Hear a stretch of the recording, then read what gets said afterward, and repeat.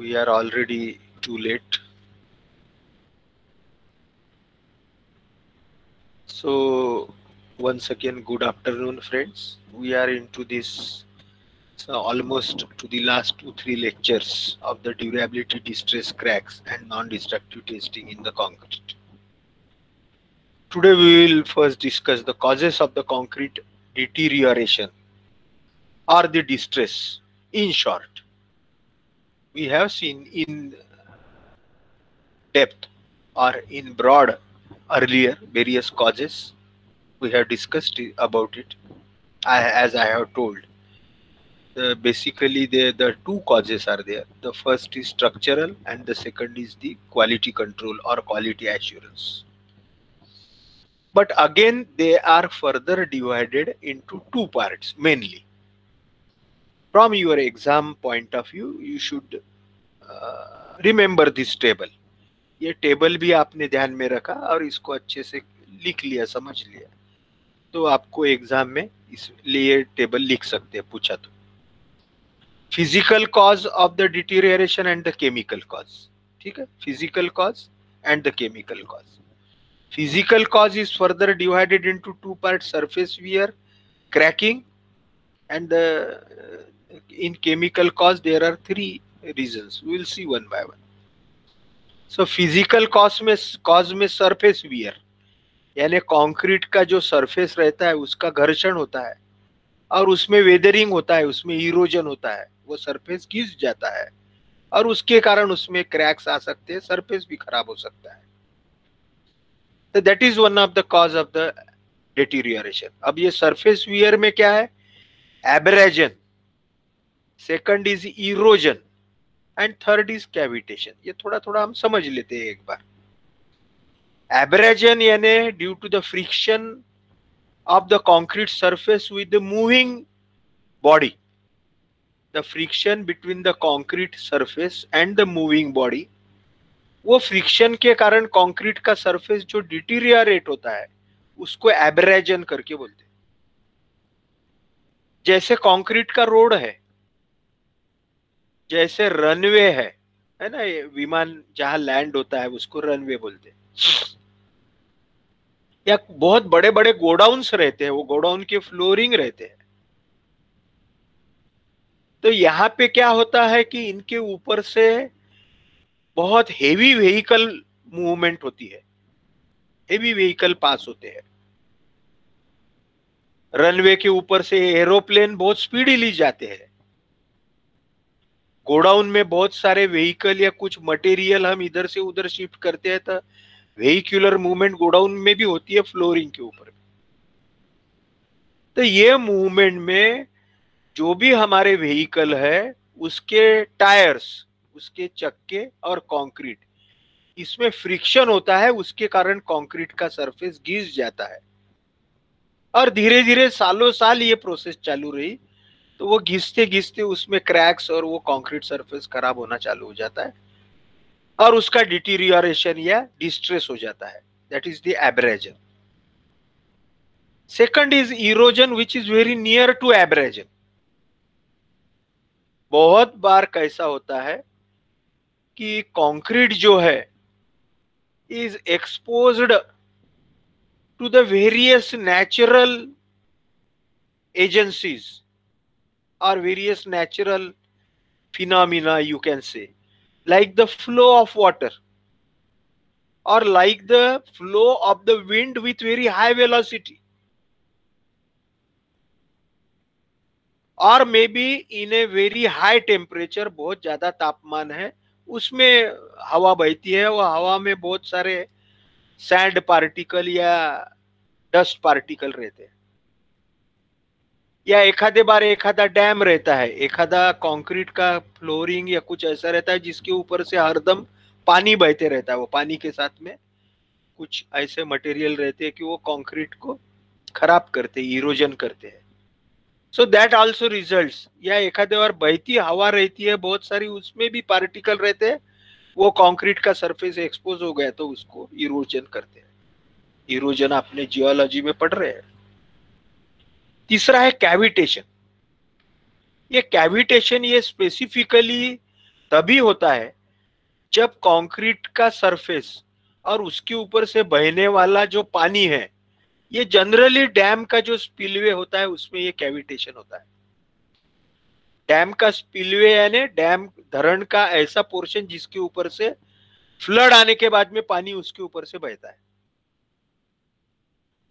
तो वो जो पानी है वो उसके ऊपर से फ्लड के बहता तो है जोरों से, बहुत वेलोसिटी से।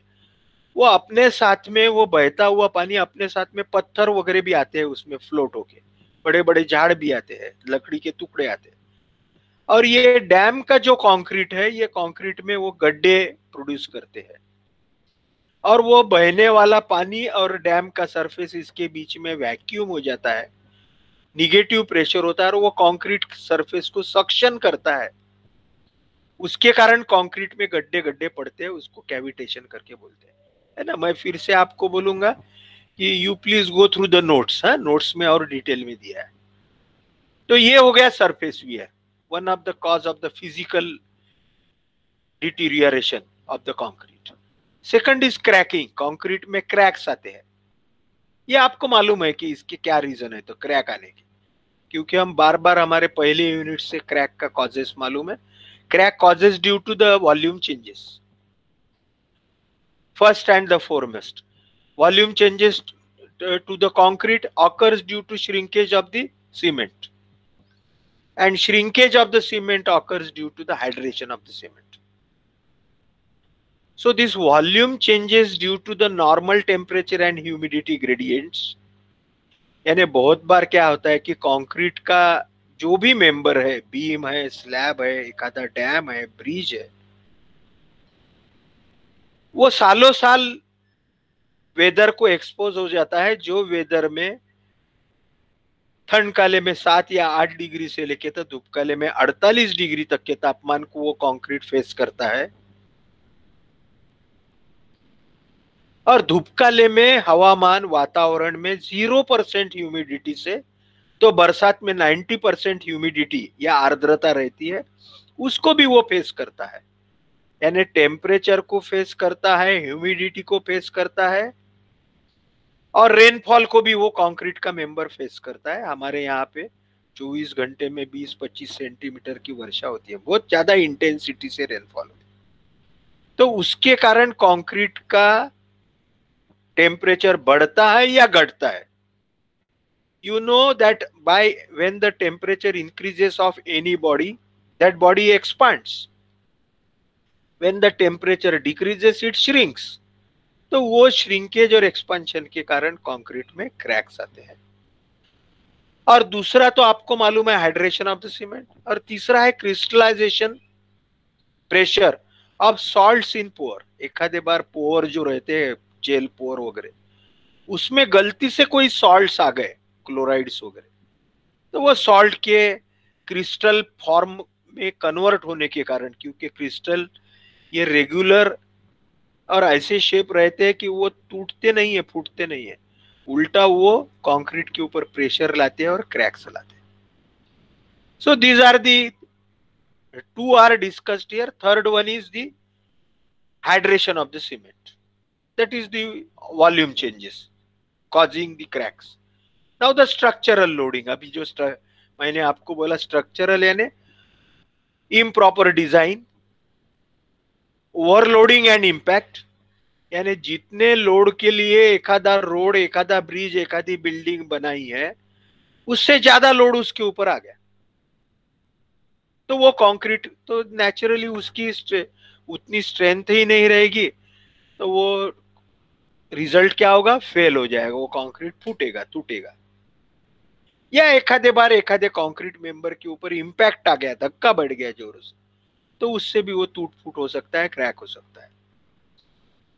हमने क्रीप समझ लिया था, साइक्लिक लोडिंग, यानी जैसे एखादा बत्ता चलता है, दन दन दन दन दन दन ऐसा चलता है ना, एखादे चक्की में वो या खल बत्ते में हम ठोकते हैं उसको, तो उसको साइक्लिक लोडिंग बोलेंगे। ऐसा लोडिंग यदि कंक्रीट के ऊपर आ रहा है हरदम, साइकिल यानी one after the repeated blows after fix timing, is called as the cyclic loading. तो उसके कारण भी कंक्रीट में क्रैक आ सकते हैं। Exposure to temperature with extremes, that is freeze and the thaw condition and the fire. यानी concrete का when the concrete is exposed to freezing and the thawing condition, हमने पहले समझ लिया है इसको एक बार, कि जब कंक्रीट मेंबर ये एखादे स्नोई एरिया में है जहां बर्फ है बहुत सारा, जैसे कश्मीर में है, मनाली में है, कुल्लू मनाली, या हिमालयन रेंज में है हमारे भारत में, जहां पे पानी बर्फ में कन्वर्ट होता है, लेह लद्दाख है, तो वहां वो कंक्रीट में का पानी भी बर्फ में कन्वर्ट होता है। और जब पानी बर्फ में कन्वर्ट होता है तो वो बर्फ का वॉल्यूम बढ़ता है, वेट उसका ही उतना ही रहता है पानी के, इतना जितना पानी शुरू में है, 1 किलोग्राम है तो 1 किलोग्राम, लेकिन उसका वॉल्यूम बढ़ता है ड्यू टू एक्सपेंशन, और उसके कारण कंक्रीट में क्रैक आते हैं। That is called as the freezing condition. Thaw यानी when the concrete is exposed to the repeated moisture and drying condition, यानी गीला होना और सूखना, जैसा हमारे इधर होता है, या एखादे बार एखादे एरिया में बहुत सारी बारिश ही होती रहती है, चेरापूंजी है महाराष्ट्र, हमारे इंडिया में, तो वो बार बार पानी और सूखना, इसके कारण भी कंक्रीट में श्रिंकेज और एक्सपेंशन होता है और क्रैक्स होती है।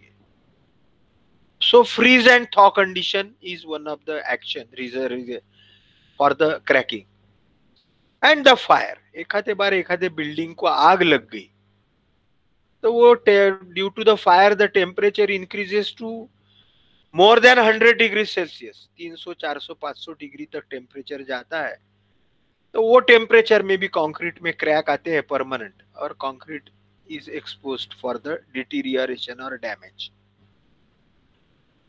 सो ये दो हमने समझ लिया, सरफेस वियर और cracking causes of the concrete. Third is the chemical, है ना। कंक्रीट में कैसा है कि कंक्रीट में सीमेंट ये केमिकल इंग्रेडिएंट है, वाटर भी है, सीमेंट और water reacts and the forms the hydration process. And the second, concrete comes in contact with the water if it is in a marine structure, if it is in a river, or if it is like a dam across the river, पानी के साथ में हर वक्त contact में रहता है। वो पानी में यदि केमिकल है, या एखादे बार concrete is expose to certain chemicals, तो उसके कारण उसके ऊपर केमिकल रिएक्शन होती है। तो उसमें से पहला है hydrolysis of the cement paste by the soft water. जो सीमेंट पेस्ट है, वो सीमेंट पेस्ट में पानी के कारण जो भी हाइड्रोलिसिस होता है, तो वो उसके कारण कुछ आयंस वगैरह फॉर्म होते हैं, cation exchange, reaction between aggressive fluid and the cement paste. So due to this ionic action also certain chemical changes occurs, results into the formation of the cracks. Certain reactions leading to formation of the expansive products such as the sulfate action, alkali aggregate reaction, corrosion of the steel, है ना। ये सब हमने पहले discuss किए हैं। Unsoundness of the cement is also one of the cause which results into expansive product. Concrete में वो एक्सपांड होते हैं, कैल्शियम हाइड्रोक्साइड फूलता है, कैल्शियम सल्फेट यदि है तो वो भी फूलता है, अल्कली और एग्रीगेट की केमिकल रिएक्शन हो गई तो उसमें भी वो एक्सपांड होता है, क्रैक होता है, एग्रीगेट ब्रिटल होता है, और लोहा जब गंजता है, करोजन होता है, तब भी उसमें ब्रिटलनेस आता है, अनसाउंडनेस आता है, क्रैक्स आते हैं। So these are in short, in tabular form, the causes of the concrete डिटीरियरेशन.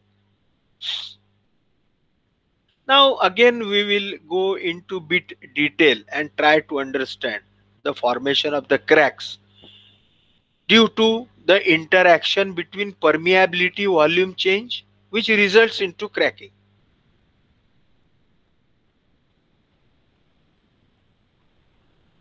Concrete में either due to application of the load, यानी एखादे कॉन्क्रीट बीम के ऊपर में कोई लोड है, रोड के ऊपर में है, स्लैब के ऊपर में है, due to this the stresses are produced और due to the volume changes. दो कारण है, मैंने शुरू में ही बताया। Volume changes due to the chemical reaction into the cement और द कंक्रीट। वॉल्यूम चेंज जो कंक्रीट में होता है ना, दो तीन रीजन हमने देखा। Hydration of the cement, cement shrink होता है, कंक्रीट श्रिंक होता है। और अभी हमने देखा unsoundness due to the calcium hydroxide, due to the corrosion of the reinforcement, due to calcium sulphate, वो स्वेल होता है, उसके कारण भी कंक्रीट में स्ट्रेसेस आते हैं। तो ये स्ट्रेस आने के कारण कंक्रीट की, और क्रीप और श्रिंकेज ये तो और एक है, इनके कारण कंक्रीट में स्ट्रेसेस, स्ट्रेस यानी क्या कि उसकी प्रॉपर्टी है स्टिफनेस की, हार्ड रहने की। तो उसमें यदि हमने उसको एक तो कॉम्प्रेशन के कारण कॉम्प्रेसिव लोड आया, या टेंशन के कारण टेंसाइल लोड उस पर अप्लाई हो गया, तो उसको अपोज करने के लिए कंक्रीट में स्ट्रेसेस आती है, या उसको अपोजिशन कंक्रीट से होता है कि कॉम्प्रेशन हुआ तो कॉम्प्रेशन लोड से उसका फेल्यूर ना हो, इसलिए उसमें टेंसाइल स्ट्रेस आती है। और उसको यदि खींचा तो उसमें टेंसाइल फोर्स अप्लाई किया तो उसमें कॉम्प्रेसिव स्ट्रेसेस प्रोड्यूस होती है अपोज करने के लिए। और उसके कारण कंक्रीट में स्ट्रेन भी आती है। स्ट्रेन यानी फिर से उसके डायमेंशंस चेंजेस होते हैं। लेकिन ये स्ट्रेस या ये स्ट्रेन जो है, यानी स्ट्रेस यदि कंक्रीट के स्ट्रेंथ से ज्यादा एक्सीड हो गई, या ये जो स्ट्रेन है, the strain is more than the strain capacity of the concrete, then cracks will take place. है ना, सीधी सी सिंपल बात है ये क्रैक जैसी है। जब कंक्रीट में जो स्ट्रेसेस प्रोड्यूस हुए हैं due to application of the load, stresses यानी विरोध, अंदर में जो अपोजिशन है of the concrete to oppose that compressive stress, strength, compressive stress को अपोज करने के लिए compressive stress due to compressive load, tensile stress due to tensile load, shear stress due to shear load. और ये stress यदि compressive strength या tensile strength या shear strength से ये स्ट्रेस यदि ज्यादा है, तो फिर कंक्रीट फेल होगा, क्रैक आएगी। या उसके कारण जो स्ट्रेन प्रोड्यूस हो गई है, उसके कारण कंक्रीट के जो डायमेंशंस चेंज हो रहे हैं, वो यदि स्ट्रेन कैपेसिटी से ज्यादा है तो उसमें क्रैक आएंगे।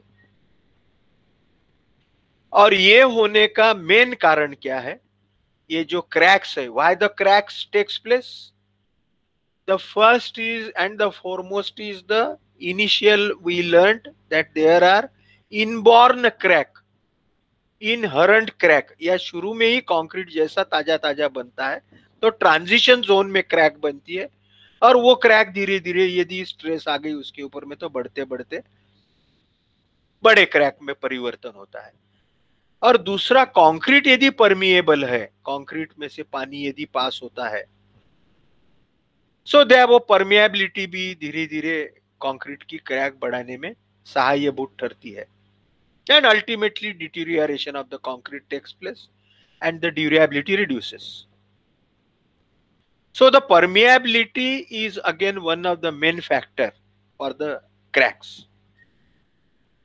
अब ये क्रैक जो कंक्रीट में है ये कौन कौन से प्रकार के हैं, ये अभी हम इन शॉर्ट फिर से, है ना, हमारे को थोड़ा सा एग्जाम के भी हिसाब से करना है और समझ भी लेना है।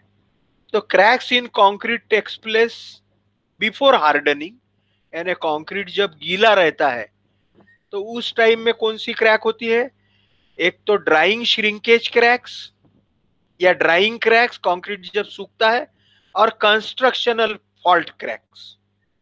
Okay, cracks in concrete before hardening, concrete is wet, WET wet यानी गीला रहता है, फ्रेश, तो उसमें सूखते सूखते ड्राइंग क्रैक्स आती है। और दूसरा कंस्ट्रक्शनल फॉल्ट क्रैक्स।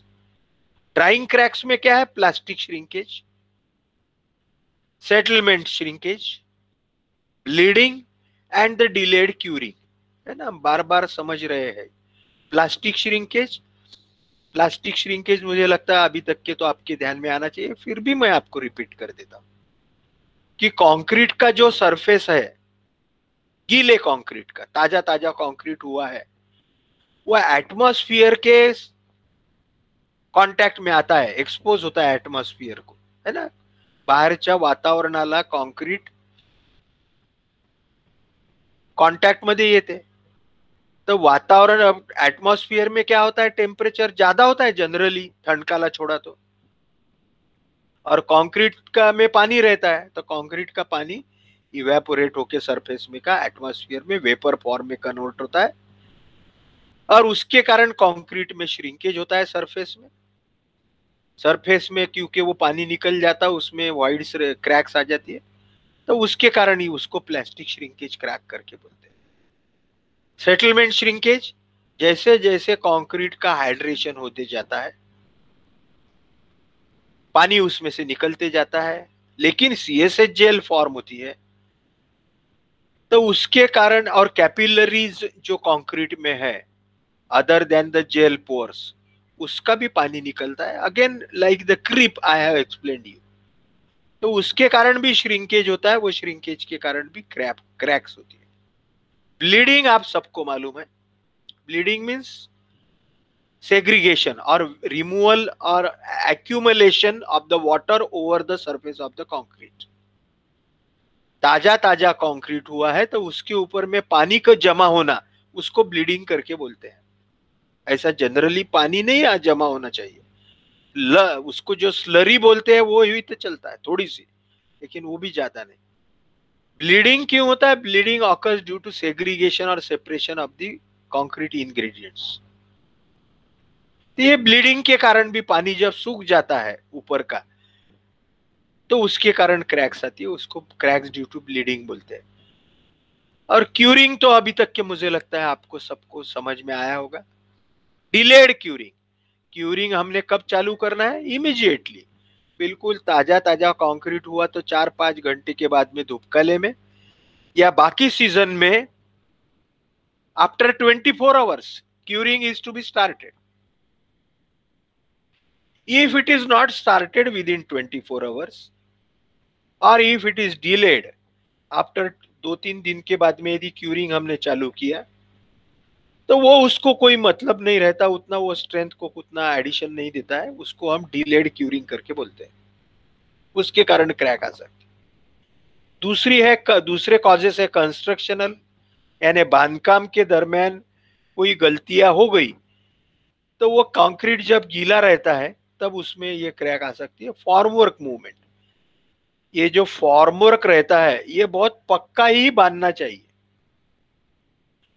ऊपर से लेबर घूमते हैं, वाइब्रेटर घुमाते हैं हम, बहुत सारे मशीनरी घूमती है छोटी मोटी, तो उसके कारण फॉर्मवर्क यदि हिल गया तो उसके कारण वो गीले कंक्रीट में क्रैक आएगी। एक्सेस वाइब्रेशन, हम वाइब्रेटर जो चलाते हैं वो यदि बहुत ज्यादा वाइब्रेट किया तो उससे भी क्रैक आएगी। सबग्रेड सेटलमेंट, ये एखादे बार जैसे मैंने बोला रोड का कंक्रीट करते हैं, कैनॉल लाइनिंग का कंक्रीट करते हैं, तो कंक्रीट के नीचे की जो माटी रहती है उसको अच्छे से कॉम्पैक्ट करना चाहिए, उस पर पानी डालना चाहिए, गीला करना चाहिए। वो जो कंक्रीट के नीचे की माटी रहती है, जो सॉइल रहती है, जो कॉम्पैक्ट करना चाहिए, उसको सबग्रेड करके बोलते हैं। माटी बोलो या एखादे बार एग्रीगेट भी डाल के उसको कॉम्पैक्ट करते हैं। तो वो सबग्रेड यदि बैठ गया, आपने अच्छे से कॉम्पैक्ट नहीं किया, तो वो उसके कारण उसमें कंक्रीट भी नीचे दब जाएगा और उसके कारण क्रैक आएगी। और इसी में फिनिशिंग करते वक्त, कंक्रीट में जब ऊपर टॉप सरफेस फिनिश करते हैं, अच्छा दिखे कंक्रीट का सरफेस, इसलिए उसमें फिनिशिंग करते वक्त यदि हमने थोड़ा सा लेट कर दिया तो उसमें भी माइक्रो क्रैक्स आ सकते हैं, और वो आंखों से दिखती है बहुत बार। एखादे बार अर्ली फ्रॉस्ट, यानी जिसको हम फ्रॉस्ट यानी मराठी में धुका करके बोलते, धुक धुक, पावसाळ्यात धुक जसं डोळ्यांनी दिसते, वो यदि वो due to it occurs due to the humidity into the atmosphere. So early frost if the atmosphere contains lot of the humidity, then also it may damage to the surface of the concrete and results into the cracks. Now the after the concrete hardens, after the concrete sets, there are different types of the cracks. They are the unsound material. Soundness test हमने देखा, unsound material है जो swell होता है, फूलता है. Cement में unsoundness, aggregate यदि केमिकली इनर्ट नहीं है तो उसके कारण भी उसमें एग्रीगेट अल्कली रिएक्शन के कारण एग्रीगेट फूल सकता है. सीमेंट का तो आपको अनसाउंडनेस अभी तक के पता है, कैल्शियम ऑक्साइड और कैल्शियम सल्फेट के कारण.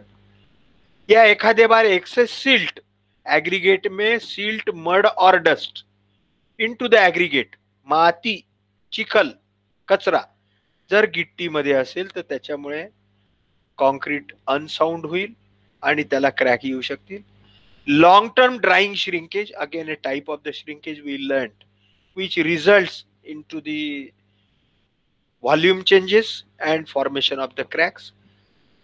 During hardening or after hardening, the thermal cracks formed are due to the heat of hydration, external temperature, जैसे फायर वगैरह आग लग गई तो, जॉइंट्स इन कंक्रीट, कंक्रीट में जो जॉइंट्स रहते हैं कंस्ट्रक्शन जॉइंट, वो due to the variation in temperature, atmospheric temperature, दो जॉइंट्स आर वाइडन्स और रिड्यूसेस इट्स विड्थ, तो उसके कारण वॉल्यूम चेंजेस होते हैं, क्रैक्स आ सकते हैं. एलिवेटेड टेम्परेचर, टेम्परेचर कंक्रीट का बहुत ज्यादा बढ़ गया, may be due to fire etcetera, that comes under thermal cracking. Freezing and thawing मैंने आपको अच्छे से समझा दिया है. जब एखादे हिली एरिया में, एखादे माउंटेनियस एरिया में जहाँ पे बर्फ वगैरह है, तो कंक्रीट में का पानी फ्रीज हो जाता है और उसके कारण वो फ्रीज होने के बाद वॉल्यूम बढ़ता है और उसके कारण कंक्रीट पे स्ट्रेस आता है और क्रैक्स आ सकते हैं. थॉइंग फिर से वही कि बहुत ज्यादा concrete, when humidity is more into the atmosphere and also that atmosphere again dries due to the hot weather or due to the solar heat, तो उसके कारण कंक्रीट श्रिंक और एक्सपांड होता है. Moisture movement into the concrete, concrete mass, concrete बहुत ज्यादा concrete रहता है तो सरफेस का मॉइस्चर या अंदर का मॉइस्चर पानी, यदि एक तो इवेपोरेशन में कम हो गया या हाइड्रेशन में कम हो गया तो अंदर का पानी मूव होता है इधर से उधर, उसके कारण श्रिंकेज होता है, स्वेलिंग भी हो सकता है, तो क्रैक आती है.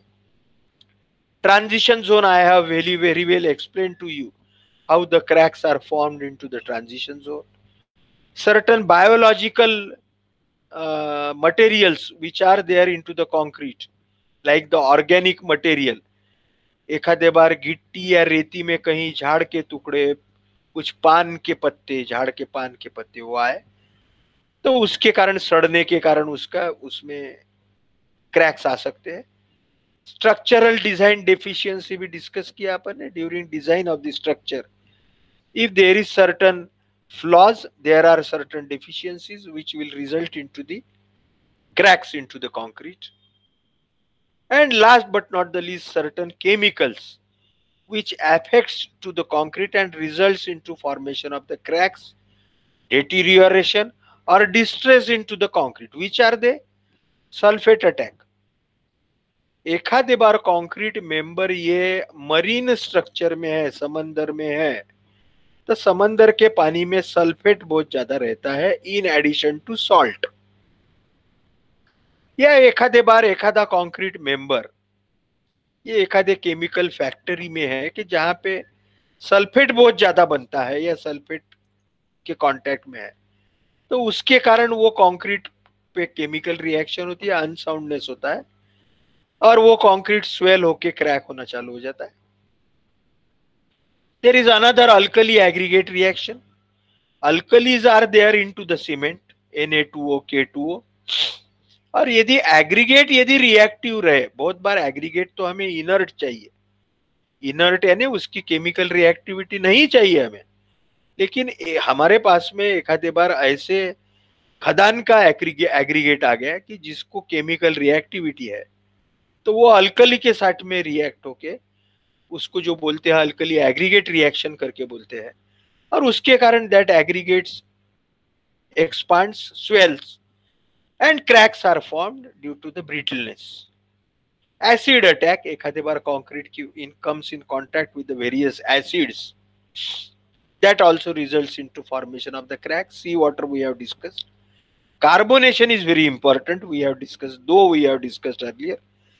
The carbon dioxide in the atmosphere reacts with the water, forms H2CO3 carbonic acid, and this carbonic acid affects to the concrete, that is the CSH gel, to form calcium carbonate, which has the property of shrinkage called as the carbonation shrinkage, and its hardness is also very low. So that is the reason for the carbonation. And certain chloride attacks, है ना, marine structure में sodium chloride रहता है समंदर के पानी में, या एखादे बार कोई और कारण के due to other many reasons, if the chloride attacks the concrete, it not only attacks to the concrete, but also attacks to the reinforcement, resulting in corrosion of the reinforcement. Corrosion of reinforcement, lessening the strength of the concrete, lessening the strength of the reinforcement. So these are the various types of the cracks. Now we are moving into the diagnosis of the cracks, and then we will discuss about the treatment to the cracks, because it is expected from all of us, the civil engineers. चलो अभी तो crack तो आ गई concrete में, सब care लेने के बाद में भी, तो अभी उसको दुरुस्त कैसे, कहां तक कर सकते हैं, कैसे कर सकते हैं, ये अभी हम समझने का ट्राई करें. The tools for evaluation of the concrete structure, यानी कंक्रीट स्ट्रक्चर की सेहत जानने के लिए हमारे पास में क्या क्या हथियार है, क्या क्या हमारे पास में साधन है. The various tools available for evaluation of the concrete structures are, है ना, कंक्रीट स्ट्रक्चर की क्यों हमें हेल्थ जानना है, ये पहले समझ लीजिए. क्योंकि उसमें बाद में क्रैक आ सकते हैं, या क्रैक आ गए हैं, उसका डिस्ट्रेस हो गया है, उसका डैमेज हो गया है, डिटीरियरेशन हो गया है ना, एखादे की सेहत खराब होती है, तभी हम उसको इवेल्युएट करते हैं ना, पैथोलॉजी के लेबोरेटरी में जाते हैं, एक्सरे निकालते हैं, सोनोग्राफी करते हैं, ब्लड टेस्ट करते हैं. ऐसे थोड़ी करते हैं जब हम हेल्दी है तो ऐसे करते हैं क्या, बस तो खेल रहे हैं, क्रिकेट खेल रहे हैं, या और कोई आप घर में काम कर रही है, लड़कियां आई को मदद कर रही है, तो वो कोई बेमतलब नहीं करता है. तो व्हेन द डिस्ट्रेस और damages are there, maybe to the concrete, then we go for the evaluation, that is finding how much is the damage to the concrete and what is the type of the damage to the concrete, that is the concrete structure, that is called as the evaluation. And various methods or various tools or various equipments or various types we have for the evaluation of the concrete structure, that we will be trying to understand. The first and foremost is visual inspection and observation, है ना. ऐसे तो हमें अंदर में cracks है तो ऐसे थोड़ी पता चलेगा, ऊपर से दिखेगी तो ही पता चलेगा, तो उसको विजुअल इंस्पेक्शन करके बोलते हैं. ऐसे जो हमारी साइट्स है जहां पे भी ऐसे क्रैक्स फॉर्म हुए हैं, वहां पे हमने इंजीनियर ने जाके एखादा डॉक्टर जैसा एखादे पेशेंट को जांचता है, वैसे engineer should go to that site and inspect the site. वो साइट को इंस्पेक्ट कीजिए डॉक्टर जैसे, और वहां पे कुछ आपको क्या ऑब्जर्व होता है, कैसे टाइप के क्रैक्स है, वो कहीं तो भी नोट डाउन कीजिए. कैमरा है तो फोटो लीजिए, मोबाइल है तो आप उसके फोटो ले सकते हैं. और ये क्रैक्स इतने, वहां पे जो भी बिल्डिंग, ब्रिज या रोड या रनवे जहां पे भी क्रैक्स है, वहां आंखों से दिखने के बाद में उसके साथ में जो भी लोग है, जैसे बिल्डिंग में क्रैक है तो उसमें रहने वाले लोग, रोड में है तो कोई रोड मेंटेनेंस की टीम रहती है, रनवे है तो रनवे का मेंटेनेंस की टीम रहती है, उनसे पूछ लीजिए आप कि वाटर कब से आई है ये क्रैक, कितने साल हुए, कब ये क्रैक बढ़ती है, कब कम होती है, ये जरा क्वेश्चन करके आप और उसको डायग्नोस कर सकते हैं बराबर। यदि कोई साइट के पर्सनल ने या कंसर्न लोगों ने कुछ लिख के रखा है डाटा नोटबुक में, तो वो डाटा का स्टडी कीजिए, scrutiny of the field data and the records like the photographs etcetera, check it structural design point of view. एखादा बीम है, एखादा स्लैब है, तो उसका स्ट्रक्चरल डिजाइन फिर से टेस्ट कीजिए, चेक कीजिए, ताकि आपके ध्यान में आएगा कि नहीं नहीं स्ट्रक्चरली तो ये सेफ है, फैक्टर ऑफ सेफ्टी ज्यादा लिया है, तो स्ट्रक्चरली कोई प्रॉब्लम नहीं है। या एक आधे बार पहले ही ध्यान में आएगा कि अरे इसमें तो लोहा कम दिया गया, जितना डिजाइन से तो ज्यादा आना था, कम दिया गया, तो उसके कारण इसमें क्रैक्स आ गए। So structure check the design from the design point of view. और एक हमारे पास में जो हम सबसे आखिरी में पढ़ने वाले हैं वो है नॉन डिस्ट्रक्टिव टेस्टिंग। बहुत इंपॉर्टेंट है आज के जमाने में, है ना। हमारे पास में अभी ये मोबाइल है और बाकी इतने इक्विपमेंट अभी ये मॉडर्न टेक्नोलॉजी ने दिए हैं कि अभी कहीं तो भी ऑस्ट्रेलिया में या कहीं दुबई में, कुवैत में मैच चालू है तो नागपुर में बैठे बैठे हम देख सकते हैं, due to certain availability of the technology. So with the use of those technologies without damaging the or without destroying the concrete, we can find out the health of the concrete with certain equipments that is called as the non-destructive testing। Concrete को ना तोड़फोड़ करते हुए उसका testing हम कर सकते हैं कंक्रीट पुराना हो जाने के बाद में या नया भी उसमें, वो टेस्ट हम सबसे आखिरी में पढ़ने वाले। Extraction of course and testing. Concrete का जिसमें क्रैक्स वगैरह है, जिसमें डैमेजेस है, उसके कोर कट कर लीजिए, कोर कटर रहते हैं, उससे कोर कट कीजिए और उसको टेस्ट कीजिए बाद में, उसकी कंप्रेसिव स्ट्रेंथ, उसकी परमेबिलिटी एक्सेट्रा। काय के लिए? For the evaluation of the concrete structure. ये मत भूलिए कि हम क्यों पढ़ रहे हैं। सर्टन सप्लीमेंट्री लैबोरेटरी टेक्निक्स, कुछ लैबोरेटरी में कोई और टेक्नोलॉजी टेक्निक्स है क्या, उससे हम ये पुराने कंक्रीट को, पुराने स्ट्रक्चर को टेस्ट कर सके, इवेल्युएट कर सके। Load testing of the structural member. जो भी स्ट्रक्चरल मेंबर है, एखादी बीम है, कॉलम है, स्लैब है, एखादा ब्रिज का स्लैब है, तो उसमें लोड टेस्टिंग कीजिए। बेयरिंग कैपेसिटी जैसे निकालते हैं वैसे उसके ऊपर लोड बढ़ाते जाइए और उसकी टेस्ट कीजिए कितने मैक्सिमम लोड को ये बेयर कर सकता है।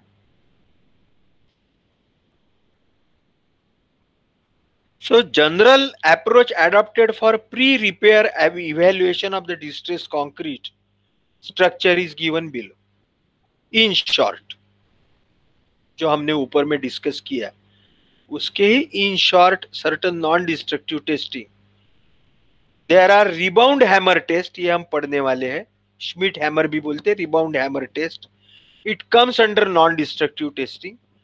अल्ट्रासोनिक पल्स वेलोसिटी टेस्ट, ये भी हम पढ़ने वाले, ये दोनों हमारे सिलेबस में।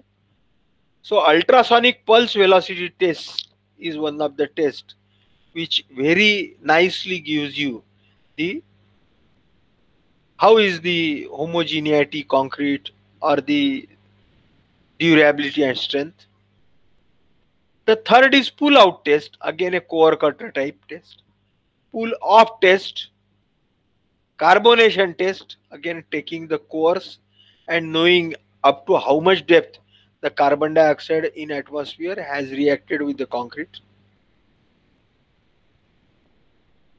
Cover measurement, है ना, बहुत सारे नॉन डिस्ट्रक्टिव इक्विपमेंट आई है, उससे हम कवर मेजर कर सकते हैं,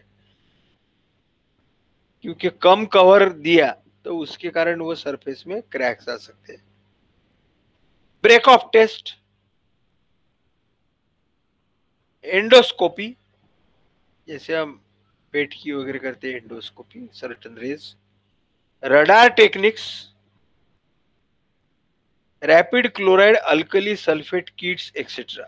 So all these are the tests: X-ray diffraction analysis, differential thermal analysis, chloride permeability test, optical and scanning microscopy, chloride permeability test, compressive strength, density and modulus on core samples, load testing of the structural member, extraction of the cores and the its testing. Certain laboratory tests of the materials are also carried out. They are the cement content of hardened concrete. जो भी structure का member का damage हुआ है उसमें का material ले लेना और उसकी सीमेंट टेस्टिंग भी कर सकते हैं। Chemical analysis, by decomposing the ingredients, what are the ingredients of that hardened concrete can be done with the help of the chemical analysis. Application of the chlorides, application of the sulfides and the sulfates, pH value and nitrites. These are the things we will be able to understand from the material which is available. Today we will take the break here. Today we will stop here. Next time we will see the various methods for the